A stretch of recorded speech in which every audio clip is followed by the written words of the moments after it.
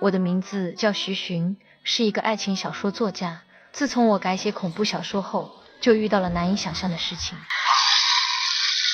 我写的爱情小说《缱绻》一举成名，并且被知名导演看中，改编成电影。书友见面会上，大家都很关心我的下一部作品。我告诉他们，想突破自己，写一部恐怖小说。书友们听后都交头接耳，议论纷纷，便有忍不住向我提问的：怕不怕见到鬼啊？我只好说出自己的真实想法。我虽然怕，但是也很想见到。为什么呢？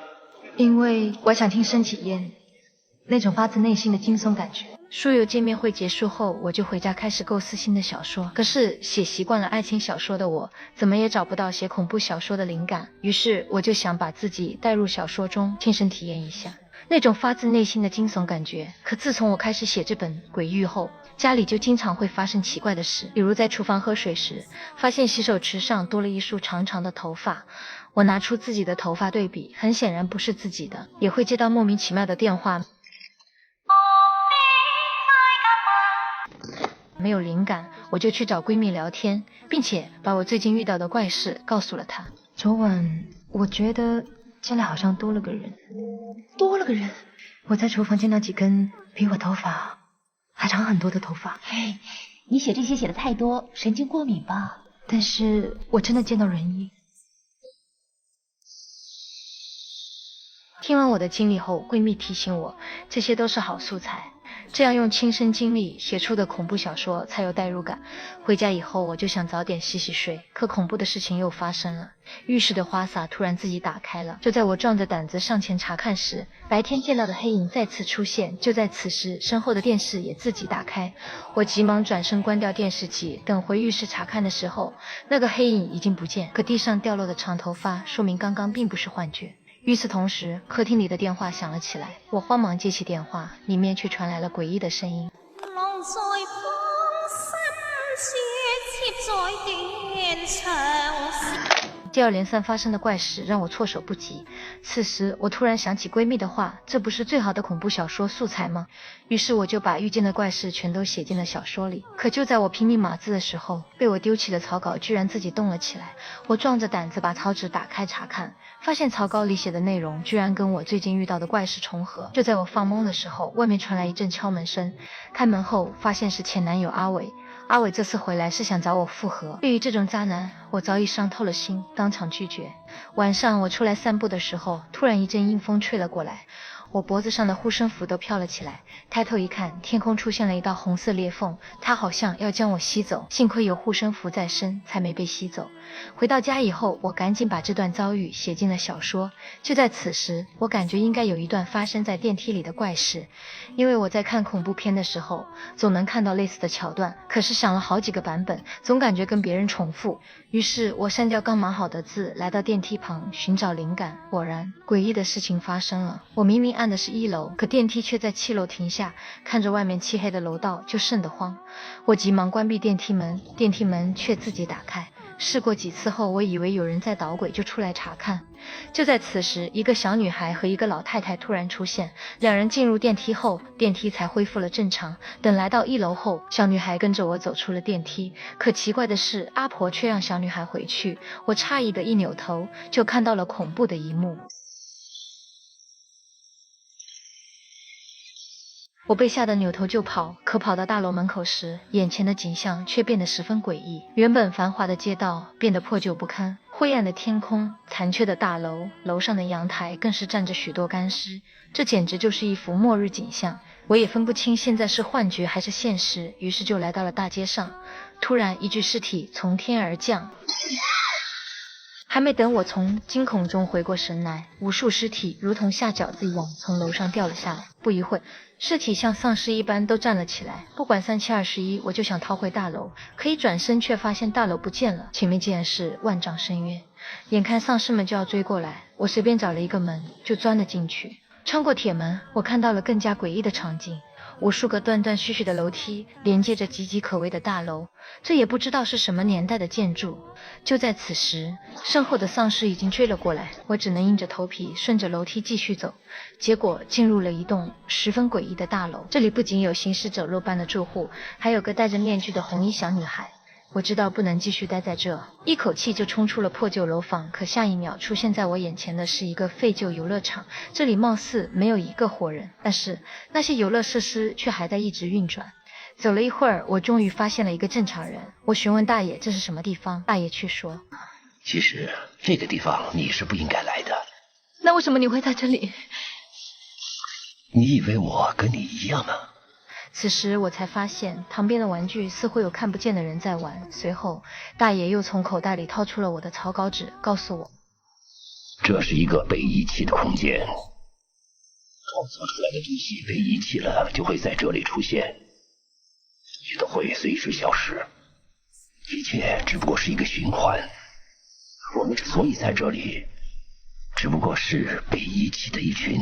就在大爷话说了一半的时候，身后的建筑开始消散，大爷让我赶紧离开，不然将永远困在这里。还没等我反应过来，眼前的场景又发生了变化，树上挂满了无数个上吊者，更恐怖的是，吊死鬼闻到活人的味道后，居然全都动了起来。就在此时，在楼里见到的那个戴面具的小女孩突然出现，她示意我骑上木马，我们两个骑着木马来到了一个相对安全的地方，这里到处都是被遗弃的玩具。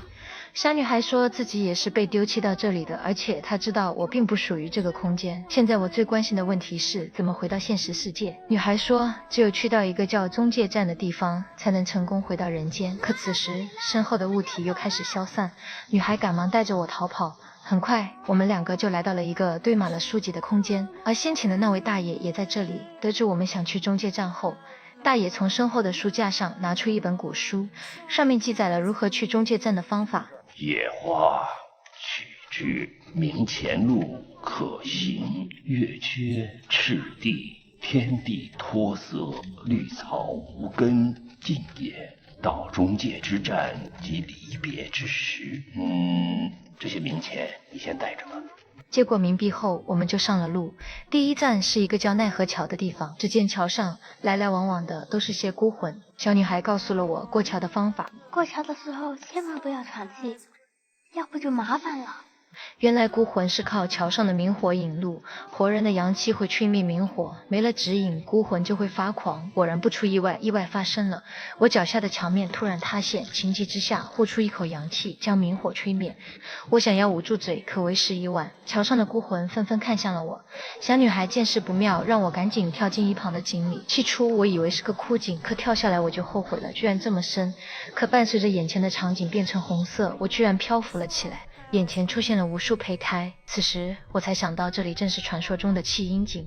这里的胚胎感应到有人进来，发出了凄厉的叫声。危急时刻，小女孩赶了过来，把我救了出去。来到一条河边，小女孩跟我说了弃婴们的悲惨经历。他们很惨的，那些弃婴还会长大，到成型之后就要离开那里，到一个属于他们的空间。很快我们就根据古书上的记载来到了长满野花的山坡，野花也是离开这个空间的必备品。在采花的时候，小女孩提出想让我帮她起个名字，我想了想就叫她定如。采完野花后，我们继续上路，很快我们就到了下一站荒木林。每块墓碑前都坐着一个孤魂，挡住了去路。定如告诉我，他们被人遗忘了很长时间，一直在这里等人祭拜。我想到了刚刚采的野花，于是又开始用野花当作祭品，可没想到孤魂越来越多，根本不够分。灵机一动，我想到了临走时大爷给我的冥币，从口袋中取出后撒向空中，趁这些孤魂们抢夺冥币的时候，我和定如顺利过关。经过不懈的努力，我们终于来到了古书上所说的中介站。可此时定如的身体却变得十分虚弱，原来这里离阳间很近了，散发的阳气会让他难以抵挡。我想劝说定如赶紧回去，可他却执意要再送我一程。不知不觉中，天地已经变成灰色。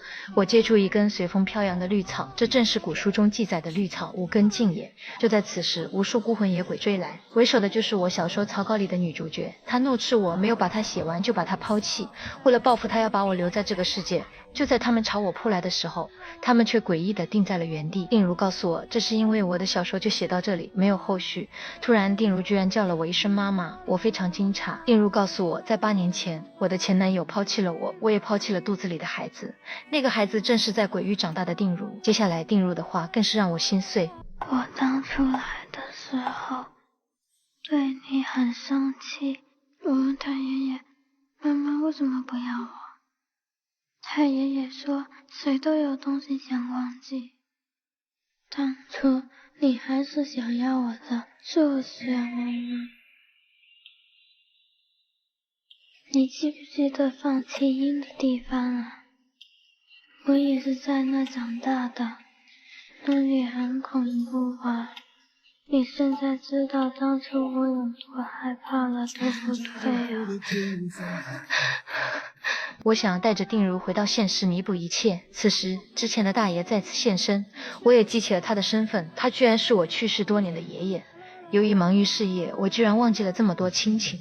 这时天空突然炸裂，爷爷和女儿对我做了最后的道别后，我也从中介站回到了现实世界。醒来后我也分不清刚刚的经历是梦境还是现实。就在我想要完成那部鬼域的时候，发现真有另一个自己在那里续写着鬼域。我们两个四目相对，都不知所措。就在此时，电话响了起来。接起电话，里面传来了婴儿的啼哭声。此时的我才幡然醒悟，原来我自己也是被某个故事抛弃的草稿人物。到这里，我的故事也就结束了。我们下期见。